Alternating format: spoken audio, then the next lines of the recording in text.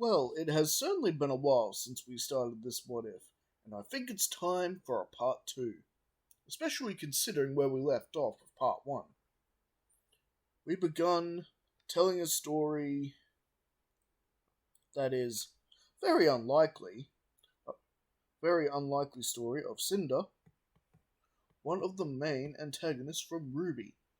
The possibility of her falling in love with some random student from Beacon, and I know that's a bit of a stretch, and again, the villain has to have redeeming qualities. After all, it's just bad storytelling. In Cinder's case, she used to be a regular girl who was often victimized by the worst of humanity, so she seeked out power and strength so she could never be hurt again. Hence, how she allowed Salem to twist her mind. Well, time to continue this alternate, but first, please smash the like button and subscribe to the channel.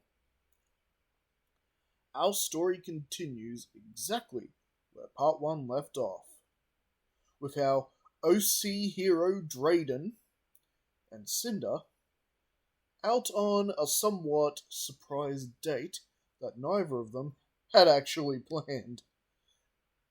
It was a fun night of theatre and exploring Vale.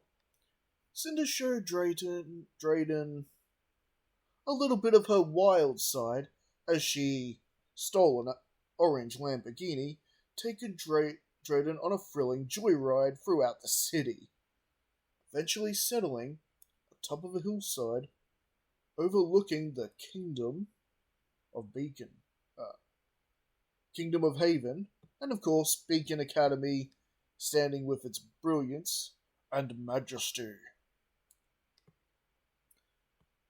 It was a beautiful sight when Drayden's eyes suddenly turned to a look of fear and terror. He screamed, left the car, and eventually passing out. Cinder, concerned, went to his side, trying to revive him. What Aiden saw was a terrible future of the Kingdom of Haven, and Beacon Academy destroyed, up in flames, grim everywhere, chaos all around. He even got a sort of very vague visual of the perpetrators, who in his vision were basically seen as blurry silhouettes at this point. The vision is not entirely clear, not enough to make out who the culprits are. As he came to, Cinder looked down on him with feigning concern. But this is the chance she had been waiting for to learn more about the mysterious Drayden. As Drayden described the terrifying visions, "All gone! It's all gone! Beacon! Haven! It will all be destroyed. The Grim will overrun it. The White Fang!" All of this sounding like the ravings of someone who's gone crazy. "The people! Those people! Can't tell who they are. They'll bring this chaos on us. A group of students, I'm sure." Cinder listened to the words of Drayden with intent. What Drayden said, she realizes he is describing the aftermath of her master plan that is yet to come into fruition. Her master plan to take down Beacon. Somehow, some way, Drayden has seen into the future and has witnessed it happening. Though it happens he hasn't quite seen enough, no date, no time, and no possible ways of stopping it at this point.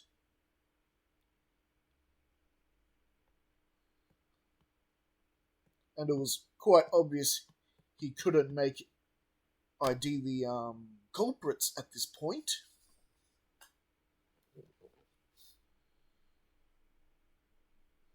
After all, if he could, he'd be attacking Cinder right now.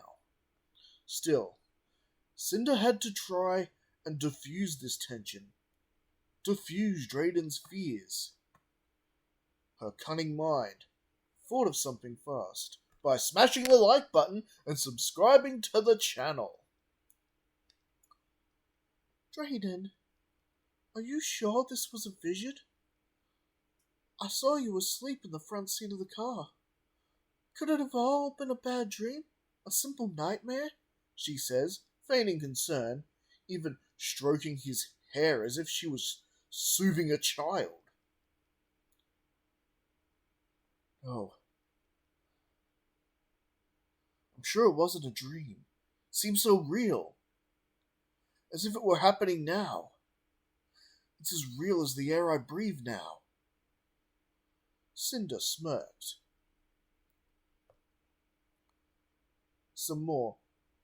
Cinder smirks some more as she continues to try to convince him it was a nightmare. It was just a nightmare. You fell asleep, that's all it is. I promise. As huntsman and huntress in training, we battle with ferocious grim all the time. We are bound to have nightmares of the horrors. We see especially realistic ones. It's only natural. She stares at Drayden with that same sinister smile she always carries. As she knows, she has convinced him, at least for the time. Drayden was calmer as he stood, watching the pale, broken moonlight that overlooked Beacon Academy. He had a look of determination. He would stop this crisis no matter what. Cinder was tempted to power up and take out Drayden now. She readied herself, but yet, as she was about to strike Drayden down, in a moment of weakness, she lowered her arms. She couldn't bring herself to strike him from behind.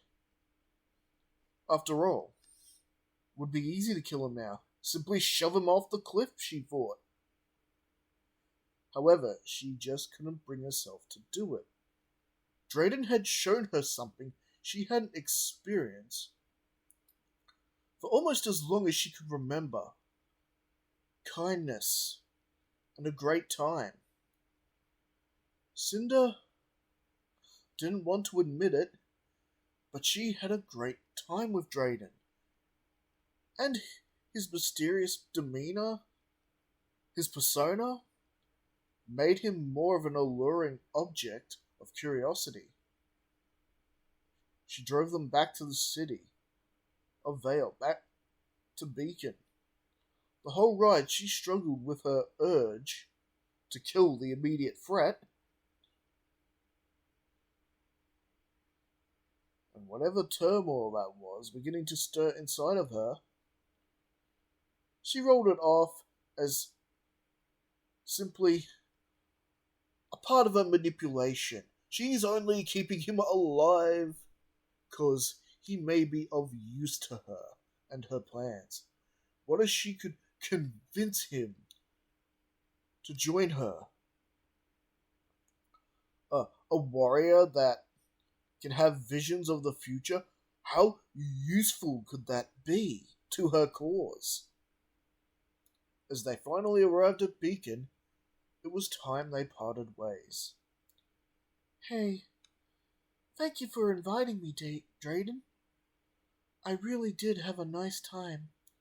She embraced him, holding him close. And no, not out of affection.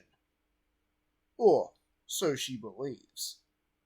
This is all just part of her manipulating and making Aiden into an obedient love slave or lapdog.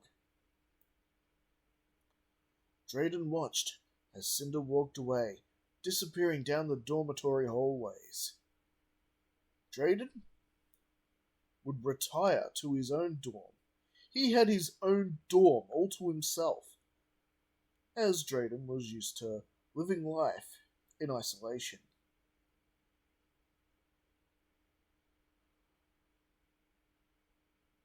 Besides, this would distract Drayden from his true purpose of being here.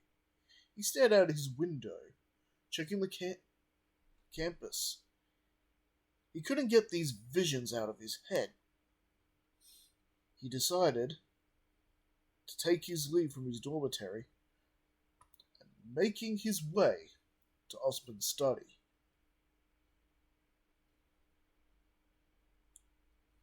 As he entered inside Osmond's study, inside was also General Ironwood.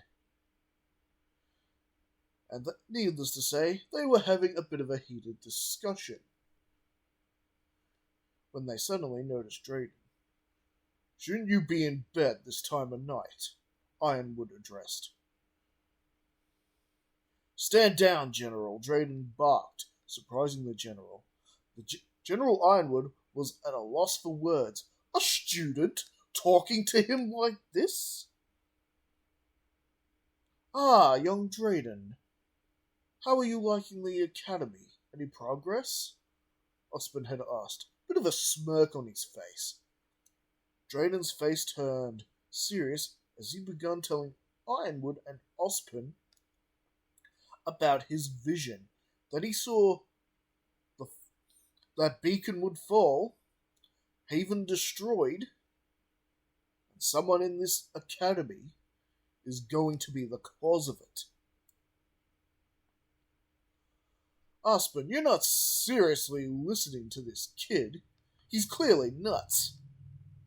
"Actually, Ironwood, I trust this boy completely. I brought him into this academy for this exact reason. We all heard Crow's report, and if what he says is true, and our enemies are already here, among us, Drayden's semblance of predictability and divination will be crucial if we are able to stop what's ahead. Drayden, well done. If these premonitions get any more precise, you will keep us informed," Osmond said, as he casually took a swig of his coffee. Drayden nodded and walked away. Meanwhile, Cinder had made it to her dorm. Emerald and Mercury were waiting up for her. "Cinder, where have you been? We've been looking everywhere for you," Emerald had addressed.